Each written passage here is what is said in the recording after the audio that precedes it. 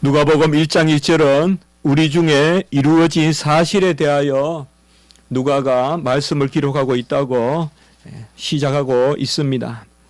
성육신은 우리 중에 이루어진 사실입니다. 이것은 분명한 역사적 사건이고 실제적 사건입니다. 영원히 계신 제2위 하나님, 로고스 말씀, 요한복음 1장 1절에 그 말씀, 그 제2위 하나님, 성자 하나님이 육신이 되신 것입니다. 곧 사람이 되신 것입니다. 이 영원하신 말씀은 그 안에 생명이 있었고 이 생명이 사람들의 빛으로 나타났습니다. 그래야 요한복음 1장 4절에서는 바로 그 말씀 안에 생명이 있다고 증거했고 요한 1서 1장 1절과 2절에는 그 생명의 말씀이 우리에게 나타났으니 그것이 빛이다라고 이렇게 말씀했습니다. 그 주님의 빛은 보이는 빛이 아니나 바로 생명이 우리에게 나타나는 생명을 주시는 그 빛이라는 것입니다. 육신이 되심은 말씀이 변화되어서 육신으로 바뀌었다는 것을 의미하지 않습니다. 세상에서는 무엇이 되었다라고 말하면 변화를 의미하지만은 성육신은 그러한 변화를 의미하지 않습니다. 하나님이 하나님이신 채로 그대로 계시면서 사람이 되신 것입니다. 세상은 이러한 되심을 이해할 수가 없습니다. 오직 신비하고 오직 성경만이 전하는 그러한 신비한 비밀스러운 나심입니다. 이 땅에 오신 주님, 사람이 되신 하나님의 영원하신 말씀, 그 말씀에 독생자의 영광이 있었다고 했습니다. 요한복음 1장 14절에 보면 이 독생자의 영광은 영원한 하나님의 영광, 삼위일체 하나님의 영광입니다. 삼위일체 하나님의 영광이 그대로 있는 가운데 이 땅에 오신 예수 그리스도, 그 안에는 은혜와 진리가 충만하였다라고 말하고 있습니다. 길이요, 진리요, 생명이요, 은혜요, 진리가 충만하다는 것입니다. 주님은 하나님이시고 사람이시기 때문에 우리가 붙들 수 있는, 만질 수 있는, 그리고 함께 동행할 수 있는 그런 친구와 같은 길이 됩니다. 그리고 그분은 하나님이시기 때문에 은혜가 됩니다. 그래서 진리와 은혜와 진리가 충만하다라고 이렇게 말씀했습니다. 세례 요한은 요한복음 1장 15절에 보면 예수님을 분명히 이 사람이라고 칭했습니다. 이 사람이, 지금 내게 오는 이 사람이, 그리고는 내 뒤에 오시는 이가 나보다 앞선 것은 나보다 먼저 계십니다 라고 이렇게 말씀합니다. 내 뒤에 오시는 이, 오늘 말씀과 같이 6개월 후에 예수님이 잉태되죠. 바로 엘리사벳이 잉태한 후에 마리아는 6개월 후에 잉태합니다. 그러므로 예수님은 분명히 세례 요한보다 뒤에 오시는 분입니다. 내 뒤에 오시는 이가, 그런데 나보다 앞선 것은 나보다 먼저 계심이라. 분명히 늦게 잉태되어서 늦게 나신 이 예수님이 세례 요한 자신보다 앞선 것은 그는 나보다 먼저 계십니다 라고 이렇게 말씀합니다. 이것은 바로 영원하신 하나님을 뜻하는 것이죠. 나시기 전부터 계신 그 하나님, 나시기 전부터 영원하신 하나님의 아들 독생자로 계신 그분이 이제 이 땅에 오신 것입니다. 예수님은 하나님의 아들로서 그 하나님이신 채로 그 영광 가운데 오시되 여자의 몸속에서 잉태되셨고 때가 되어 탄생하신 것입니다. 예수님은 여자의 몸에서 우리와 다름없이 잉태하였고 그리고 여자의 몸을 찢고 우리와 다름없이 탄생하셨습니다. 나셨습니다. 다만 우리와 다른 것은 예수님의 잉태는 성령으로 잉태하셔서 동정녀 마리아에게서, 처녀 마리아에게서 나시게 되는 것입니다. 이러한 성육신이 바로 나사렛에서 있었습니다. 우리는 오늘 구주 강림에 대한 그런 성시 교독을 했는데요. 예수님이 이 땅에 오신 것은 엄밀히 말하면 베들레헴의 나심이 아니라 나사렛의 잉태되심입니다. 성육신은 나사렛에서 있었습니다. 나사렛에서 우리가 모태에서 조성되면서 우리의 생명이 시작이고, 지금 우리 안에는 아직 출생하지 않은 우리 해중에는 그런 복중의 생명도 있잖아요. 이미 주님께서 조성하신 것이에요. 생명의 시작이 된 것입니다. 그래서 주님께서는 나사렛에서 잉태하시고, 그리고 베들레헴에서 그렇게 출생하게 되시는 것입니다. 오늘 이 말씀은 바로 천사 가브리엘이, 이 천사는 엘리사벳 또 사가랴에게도 나타났던 천사인데, 이제 이 그 동일한 천사 주의 전령 가브리엘이 나사렛, 갈릴리 나사렛에 정혼한 그런 처녀 마리아에게 나타나셔서 아기 예수를 낳을 것을 고지하시는, 우리가 보면 성하에도 보면 수태고지다 그런 성하가 있죠. 많은 사람이 수태고지 이런 그림을 그렸는데요. 바로 마리아가 잉태할 것을 천사가 고지하는 그것이 바로 오늘 내용이 되겠습니다. 나사렛은 참 아름다운 곳입니다. 인상적인 곳이고요. 나사렛은 위로는 갈릴리의 그런 높은 그런 산지가 있습니다. 고원지대가 있고, 그리고 밑으로는 이스라엘 평원, 어떻게 보면 가장 넓은 평원이라고 할 수 있겠습니다. 그래서 그 이스라엘 평원 그 위로, 또 그리고 그 위쪽으로는 그래서 갈릴리, 그러니까 서쪽으로는 갈릴리 산지가 있고, 동쪽으로는 쭉 가면 갈릴리 호수가 있고, 그 밑에 이제 가나가 있고 나사렛이 있고요. 그리고 이제 그 밑으로는 뭔가 하면 이스라엘 평원이 쫙 펼쳐집니다. 이스라엘 평원이 펼쳐집니다. 그래서 이 나사렛에서 서쪽으로 조금 더 가면 바로 갈멜산이 나옵니다. 우리가 엘리야의 갈멜산 사건 잘 알잖아요. 그래서 갈멜산은 거의 지중해와 붙어 있습니다. 그래서 갈멜산에 올라가면 지중해 바람이 느껴진다예요. 그래서 갈멜산에서 조금만 더 서쪽으로 가면 이제 지중해, 성경 시대 때는 대해라고도 부릅니다. 큰 바다.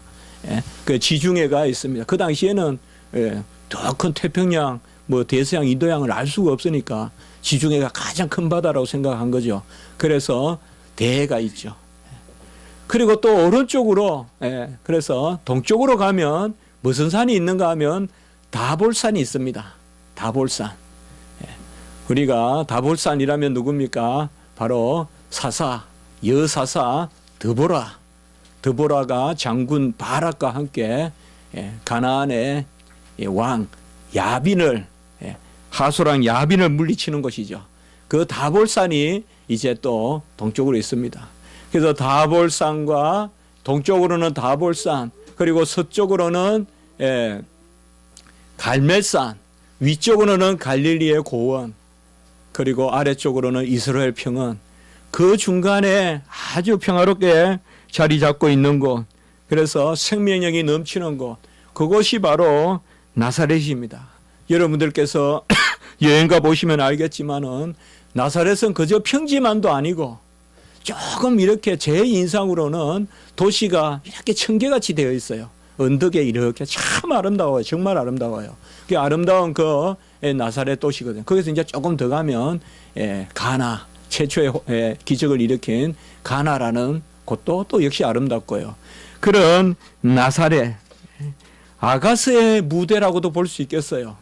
아가스에는 여러 장소의 이름이 나오지만은 특별히 아가스에 나오는 수선화나 백합화, 백향목, 그리고 아름다운 골짜기, 이러한 사랑을 속삭이는 그런 장소라고나 할까요? 사랑의 땅이라고나 할까요?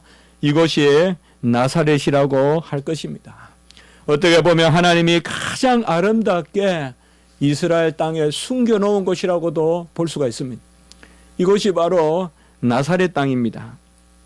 이러한 하나님이 천혜의 그런 아름다움을 주신 곳이 나사렛인데, 이러한 하나님의 은혜가 깃드는 땅에는 사람의 욕심도 깃들죠. 이 부분은 말 안 하고 넘어가면 좋겠는데, 분명히 좋은 땅에는 보면 또 도덕도 덜 끓고 전쟁도 많은 법이죠. 그래서 이 나사렛은 특별히 또 전쟁도 많고 상인들이 다니는 갈릴리 아랫길이라는 게 있어요. 길이 세 가지가 있거든요. 저 그 가이사라 빌립보로 올라가는 길이 있고, 갈릴리 북부로 해가지고 갈릴리 호수로 가는 길이 있고, 갈릴리 아랫길이 있어요. 그 갈릴리 아랫길은 어디로 가는가 하면 저기 요빠 해변길이라고 해요. 해변길.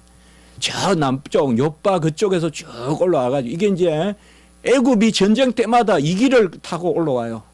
그래서 이 길로 가다가 제일 먼저 이스라엘하고 본격적으로 이스라엘 평원에서 만나는 곳이 어딘가 하면 머깃도예요. 이게 요한계시록에는 아마겟돈이에요. 아마겟돈. 그러니까 가장 전쟁이 많고, 어쨌든 인류 최후의 전쟁이 일어날 곳이라고 많은 사람들이 생각하는 곳이 바로 아마겟돈. 그곳이 바로 이 머깃도인데요. 이 머깃도를 지나서 그 갈릴리 길을 가다가 나사렛을 거치게 돼요. 그래서 나사렛은 상고, 곧 상인들이 많이 다니는 길이고, 전쟁이 많이 일어나는 길이고, 그 아름다움에 비해서 또 이런 외침도 많고 또 많은 사람들이 들락날락 거리는 곳인데요. 이러한 성격과 더불어 이 나사렛에선 우리가 하나 꼭 기억할 것이 바로 회당이, 큰 회당이 있었어요. 이게 이제 나중에 우리 예수님께서 나사렛 회당에서 이사야 선지서를 펼쳐가지고 읽으시잖아요.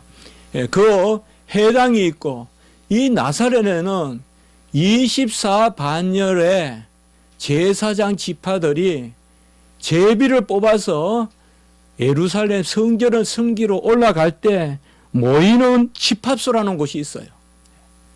제가 최근에 이스라엘의 그런 역사를 두 권 책들을 좀 읽어보고 있는데요.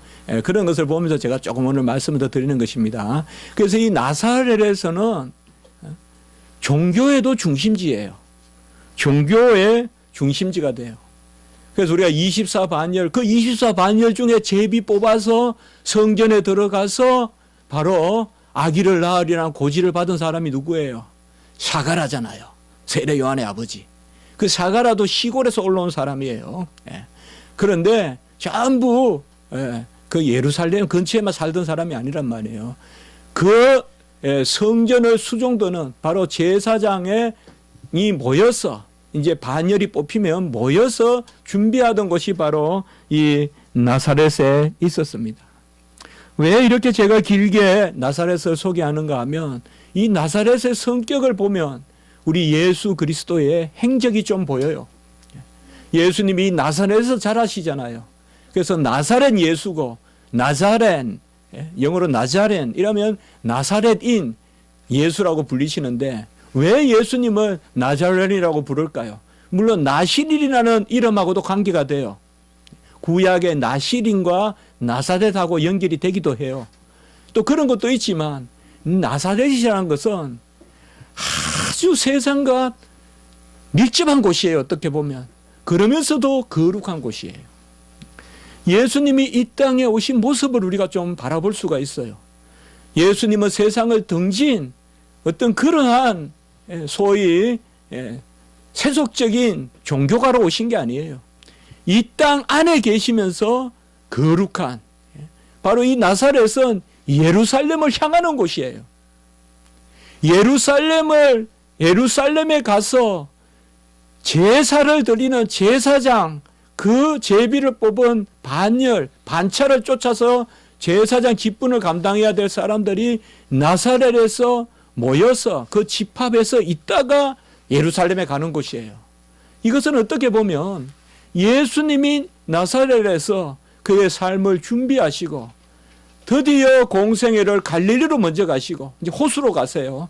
나사렛에서 하신 게 아니에요. 갈릴리로 가세요. 주 본거지는 갈릴리 호수고, 거기에서 이제 마지막 때가 되어 예루살렘에 입성하시잖아요. 여리고를 거쳐서 요단 길 내려오셔 여리고를 거쳐서 이제 예루살렘으로 들어가시잖아요.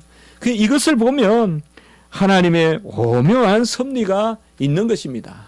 예수님을 나사렛에 나게 하신, 거기서 자라게 하신, 여기에 나사렛에 특별히 우리가 또 하나 기억할 것은 이 나사렛 사람들은 순수하고 직설적이고 간혹은 다혈질적이지만은 상당히 용감했고 민족적이었어요.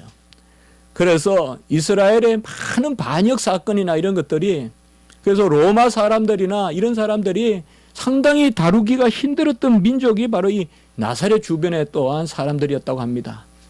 그래서 우리가 성경에 보면 열심당이 있죠. 이 열심당의 본거지가 바로 나사렛이에요. 이 나사렛 지역에 열심당의 본거지가 있다는 것입니다. 특별히 이 나사렛 지방의 신앙은 예루살렘과 같이 아직까지 더러워지지 않았어요. 이때만 해도 예루살렘의 신앙은 벌써 서기관, 바리새인, 사두개 전부 다 썩었어요. 안나스, 가야바, 우리가 생각하는 것보다 훨씬 썩었어요. 입에 담지 못할 정도로 썩었어요. 예루살렘의 성전은 예루살렘에 있지만 썩었어요. 그러나 이 나사렛은 상대적으로 신앙이 순수했어요. 그래서 이 나사렛 사람들은 하나님의 말씀을 좀 더 충실히 지켰고 순수하게 지켰어요. 예루살렘에는 결혼의 순결 이런 것도 벌써 다 깨졌어요. 그런데 이 나사렛에서는 더욱 하나님에 충실했어요.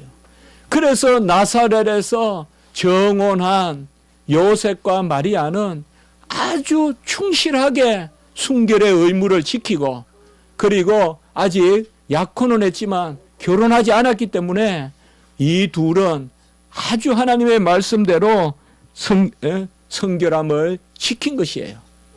이런 것이 바로 나사렛 지역에 있었기 때문에 특별히 이러한 순수한 신앙을 가지고 있었다는 것입니다. 우리가 이런 배경을 보면서 성경을 읽어보면 아주 성경 말씀이 우리에게 와닿는 것이죠. 옛날 성경에는 오늘 27절에 보면 약혼한 처녀다 이렇게 나오지만은 옛날 성경에는 정혼했다 그랬죠. 저는 정혼이라고 한 것이 좀 좋았을 것이라고 생각도 해봐요. 약혼이란 말이 맞긴 맞는데 우리의 약혼하고는 좀 달라요. 어떤 면에서 다른가 하면 우리는 법적으로 약혼을 해도 아직까지 순결의 의무가 없어요, 사실.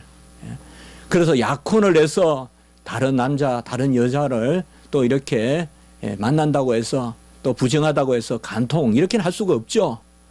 그러나 이스라엘의 법에 의해서는 약혼을 하면, 정혼을 하면 비록 아직 부부의 관계를 맺지 않았다고 하더라도 순결의 의무가 있어요. 순결의 의무가 있기 때문에 결혼한 것과 다름없어요. 그 부분에 있어서는. 결혼한 것과 다름없이 정혼을 하면 그러한 순결의 의무, 정결의 의무를 지켜야 해요. 이러한 의무를 귀하게 여기고 순수하게 신앙생활을 하던 나사렛의 다윗지파, 둘 다 다윗지파예요. 요셉도 다윗지파, 그와 정혼한 마리아도 다윗지파. 다만 마리아는 외가 쪽으로 레위지파라고 생각해 볼 수가 있어요. 그래서 이 마리아와 엘리사벳이 친척이 되는 거예요. 어떻게 보면 이들은 아주 순수하게 그러한 정결의 의무를 지키는 가운데서 마태복음 1장 18절에 보면 요셉과 약혼하고 동거하기 전에 성령으로 잉태된 것이 나타났더니, 자, 이렇게 되면 이것은 이제 큰일이죠. 아까 제가 말씀을 드렸듯이 예루살렘이나 이런 신앙 같으면 아주 속화된 신앙이기 때문에 이런 일들이 많았으리라고 생각해 볼 수도 있는데, 이 나사렛에 경건한 요셉과 마리아에게 있어서 이 마리아가 약혼 전에 이렇게 잉태를 했다는 것은 분명히 돌을 맞아서 죽어야 돼요. 돌로 쳐서 죽임을 당할 수밖에 없는 신명기 22장 13절에서 21절에 가보면 신명기 22장 13절에서 21절에 가보면 그런 말씀이 나오거든요. 약혼을 하고 정혼을 하고 두 가지 경우가 나타나요, 여러분들. 이제 정혼을 했는데 남자가 싫은 거예요, 여자가. 여자가 싫어가지고 이제 흠잡을 데가 없으니까 헤어지려면 한 가지밖에 없거든요. 여자를 부정하다고 거짓으로 알리면 그 남자가 배상을 하고 그 여자를 아내로 맞이해야 돼요. 여기 한 가지가 있고, 두 번째는 진짜 여자가 부정해서 약혼을 하고 정혼을 하고 여자가 부정했을 때는 남편이 이를 알리고 그리고 그 여자는 돌로 쳐서 죽임을 당하는, 그게 바로 구약의 법입니다. 어떻게 보면 요셉은 아주 어려운 지경에 있었습니다. 그런데 마태복음 1장 19절에 계속되는 말씀에 보면 요셉은 어려운 사람이라 이를 가만히 끊고자 하였다라고 이렇게 말씀이 나옵니다. 어려운 사람이 뭘까요? 상당히 어려운 말씀이라고 할 수가 있어요. 어려운 사람이라면 율법대로 하면 되는데 율법대로 하면 이것을 고하고 마리아는 아주 죽음의 벌을 받아야 되는, 그렇게 한다고 해서 우리가 요셉을 어렵지 않다고 할 수가 없어요. 그런데 어려운 사람이라 가만히 끊고자 하였다, 이 말은 어려운 사람이라 그냥 마리아를 결혼할 수가 없어요. 이것은 밝혀지기 때문에 안 돼요. 그냥 없는 일로 숨겨두고 가만히 관계를 끊고자 했다는 거예요. 이 부분에 대해서 많은 연구가 있었어요, 여러분들. 여러분들이 성경을 읽을 때마다 생각날 것 같아서 제가 말씀을 드려볼게요. 이 당시에 아까 제가 나사렛의 신앙의 그 아주 순수함을 이야기했죠. 근데 이 나사렛 사람들은 이 신명기 22장 말씀을 해석하면서 어떻게 해석을 했는가 하면 랍비들이 사람은 법정에서 자기 아내에게 수치를 안겨주어서는 안 된다, 이런 랍비의 미드라시 가르침이 있었어요. 사람은 법정에서 자기 아내에게 수치를 안겨주어서는 안 된다.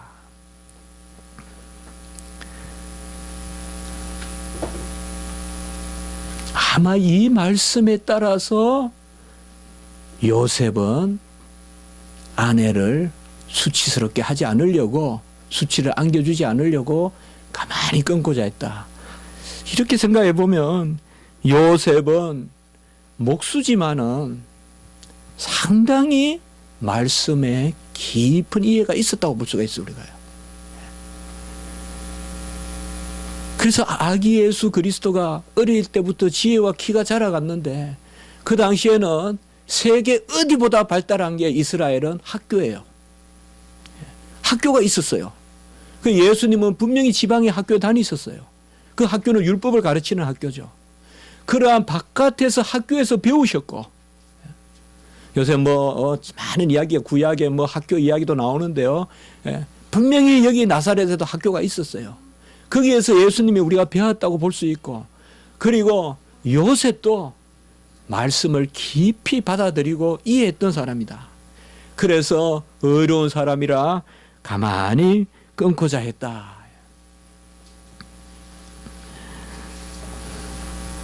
남자든 여자든 어떤 법정에 가든 부부 관계를 가지고 서로 수치를 주는 것은 좋지 않습니다. 요새 무슨 뉴스 같은 데 보면 분명히 부부간에 자녀가 있음에도 불구하고 그냥 이혼 법정에 가서 남편이 아내의 협박을 했니 뭐니, 또 아내는 남편이 손찌검을 했니 뭐니, 그 자식들은 어떻게 되는 거예요? 딱 그게 뉴스에 나오면 그 자식들 생각해 봤어요. 헤어져서도 안 되지만은 헤어지려면 다 내가 잘못했다 하고 헤어지면 되는 거지. 그거 가지고 자녀들까지 있는데 말이에요. 이런 것은 여담이지만은 어쨌든 우리 주님은 바로 이러한 가운데서 성령으로 잉태되셨습니다. 마태복음 1장 18절 20절 그리고 오늘 31절의 말씀 내가 잉태하리니 그리고 35절의 말씀에 보면 성령이 내게 임하시고 라고 이렇게 말씀하고 있습니다. 예수님은 남자가 없는 처녀 마리아에게서 나셨습니다. 이러한 출생은 세상 어디에도 없습니다. 신화나 설화에는 나오죠. 그러나 그건 역사가 아니죠. 이야기죠. 그러나 분명히 이것은 역사예요. 역사적 사건으로 이렇게 남자를 알지 못하는 여자에게서 한 아기가 난다는 것은 이 세상 어디에도 없는 일입니다. 이 잉태는 성령으로 잉태하신 것입니다. 성령으로 잉태하셔서 바로 하나님이 사람이 되신 것입니다. 우리는 예수님이 성령으로 잉태하셨다라면 이 방법에만 관심을 많이 가집니다. 그러나 달리 한번 생각해 봅시다. 예수님은 하나님이세요. 하나님이 사람이 되셨어요. 달리 말하면 사람 예수는 하나님이세요. 그러면 어떻게 인간적인 방법으로 하나님이시자 사람이신 그런 아들을 낳을 수 있겠어요? 우리는 동정녀 마리아로부터 성령으로 잉태했다는 예수님의 나심 그 방법만 너무 생각할 것이 아니라 그분이 누구신가를 생각하면 그 방법은 신비한 방법일 수밖에 없어요. 이 땅에 오신 예수님이 누구신가를 우리가 정확하게 알면 그분은 바로 무한하신 분이잖아요. 끝이 없는 분이고 영원하신 분이고 무변하신 분이잖아요. 그분이 유한한 인간으로 오셨잖아요. 어떻게 무한하신 하나님이 유한한 사람이 되실 수가 있습니까? 그분은 무한하신 채로 유한하신 거예요. 무한이 유한으로 바뀐 게 아니에요, 여러분들. 예수님은 여전히 무한하시고 영원하시고 그분이 바로 이 땅에 오신 거예요. 예수님은 영원한 말씀, 스스로 계신 말씀이잖아요. 스스로 계세요. 자존하세요. 무엇에 도움이 없어요. 의지가 없어요. 스스로 계시는 분이 이제는 모든 것을 의지하지 않고는 날 수 없는 인간이 되셨죠. 인간은 스스로 먹을 수가 없잖아요. 어떤 동물보다 인간은 어릴 때 보호를 받아야 되잖아요. 이게 뭘 의미하는 거예요? 인간은 만물의 영장이지만은 인간은 어릴 때부터 겸손을 배우도록 하나님이 하신 거예요. 어떤 짐승보다 인간은 부모의 도움이 없으면 낳자마자 죽어버려요. 부모가 다 자리 봐줘야 되고 탯줄부터 다 온전히 끊어야 되고 탯줄이 자연적으로 끊치는 게 아니에요. 인간이 끊어줘야 돼요. 이런 것은 전부 다 우리가 태어난 것이 스스로 난 것이 아니라는 거예요. 인간은 이렇게 의지하는 존재인데 하나님은 스스로 계신 분이에요. 스스로 계신 분이 어떻게 의지하는 존재로 나셨냔 말이에요. 이러한 비밀스러운 출생을 과연 인간이 할 수 있겠냔 말이에요. 과연 우리 인간이 하나님을 낳을 수 있겠냔 말이에요. 그 마리아의 태에서 마리아의 모태에서 과연 전지하시고 전능하신 예수님은 전지하신 분이에요. 모든 것을 다 아시는 분이에요. 그분이 학교 다녔어요. 그분이 배웠어요. 전지하신 분이 왜 배워요? 예수님은 모든 것을 아시는데도 이 땅에 오셔서 지혜와 키가 자라가셨어요. 그분은 완전하신데도 꽉 차신 분인데도 충만하신 분인데도 자람이 있었고 그분은 전지하신데도 배움이 있었어요. 예수님은 하나님이시면서 사람이세요. 이 두 가지가 그대로 고백돼야 돼요. 하나님이 사람으로 변했다고 생각하기 쉬워요, 우리는. 그래서 예수님은 이 땅에 오셔서 이제 갈릴리에 걸어 다니시는 일정의 키를 가지시고 일정의 풍모를 가지시는 우리의 눈에 보이는 그 모양, 그것이 예수님이 아니에요, 다가. 예수님은 그 모양이시고 그 키고 그 얼굴이시지만은 그는 만물 안에 계시는 분이요, 만물을 주장하는 분이시요, 만물을 지으시는 분이에요. 결국 성령으로 잉태했다는 말이 뭘까요?